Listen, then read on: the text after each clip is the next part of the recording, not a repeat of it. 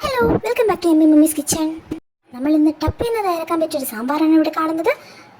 സമയമില്ലാത്തവർക്കൊക്കെ പെട്ടെന്ന് തയ്യാറാക്കാൻ പറ്റിയൊരു സാമ്പാറാണ്. വീട്ടിലേക്ക് കിടക്കാം. അതിനെ ഒരു കുക്കർ എടുത്ത് അതിലേക്ക് 1/4 കപ്പ് കഴുകി വെച്ചിരുന്ന സാമ്പാർ പരിപ്പ് ആഡ് ചെയ്യുക. അതിലേക്ക് 2-3 കുഞ്ഞുള്ളി, 2-3 പച്ചമുളക് ചോപ്പ് ചെയ്തത്, 1 ടീസ്പൂൺ മഞ്ഞൾപ്പൊടി എന്നിവ ആഡ് ചെയ്ത് പരിപ്പിന് മേലിൽ നിൽക്കുന്ന ഇതിൽ വെള്ളവും കൂടി ആഡ് ചെയ്ത് അതിലേക്ക് 1 ടീസ്പൂൺ ഉപ്പും കൂടി ചേർത്ത് കുക്കർ ഒന്ന് അടച്ച് 2 വിസിൽ വരുന്ന രീതിയിൽ വേവിച്ചെടുക്കാവുന്നതാണ്. ഈ സമയം കൊണ്ട് നമുക്ക് നമ്മുടെ കഷ്ണങ്ങളെല്ലാം ഒന്ന് അരിഞ്ഞെടുത്താലോ.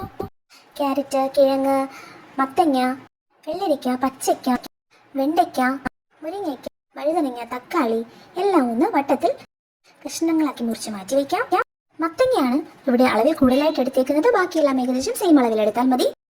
തക്കാളിയും വെണ്ടയ്ക്കയും ഒഴിച്ച് ബാക്കിയെല്ലാം നമ്മുടെ വെന്ത് വന്ന പരിപ്പിലേക്ക് ആഡ് ചെയ്ത് അതിലേക്ക് 1 ടീസ്പൂൺ മഞ്ഞൾപ്പൊടി, 1 ടീസ്പൂൺ മുളക് പൊടി, 1 ടീസ്പൂൺ മല്ലിപ്പൊടി, 2-3 പച്ചമുളക്, കുറച്ച് കറിവേപ്പിലയും കുറച്ച് വെള്ളവും കൂടി ആഡ് ചെയ്ത് നമ്മുടെ കുക്കർ ഒരു വിസിൽ വരുന്ന രീതിയിൽ ഒന്നുകൂടി അടിച്ചെടുക്കാം.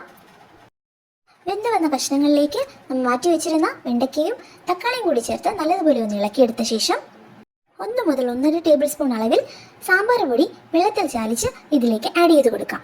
അതിനുശേഷം ഒരു 1 ടേബിൾ സ്പൂൺ അളവിൽ പിഴുപുളി വെള്ളത്തിലിട്ട് വെച്ച് പിഴിഞ്ഞ വെള്ളവും ഇതിലേക്ക് ആഡ് ചെയ്ത് കൊടുക്കുക. ആവശ്യമെങ്കിൽ ഈ സമയത്ത് ഉപ്പും കൂടി ആഡ് ചെയ്ത് കൊടുക്കാവുന്നതാണ്. അതിനുശേഷം ഇതിലേക്കായി കടുക് തളിച്ചെടുക്കുക.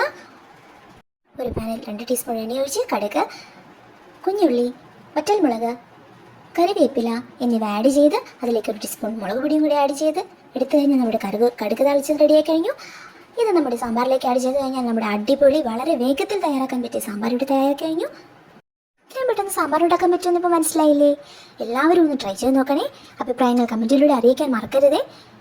വീഡിയോ ഇഷ്ടമായെങ്കിൽ എല്ലാവരും ചാനൽ സബ്സ്ക്രൈബ് ചെയ്യുക, ലൈക്കും ഷെയറും കമൻറ്റും ചെയ്യുക.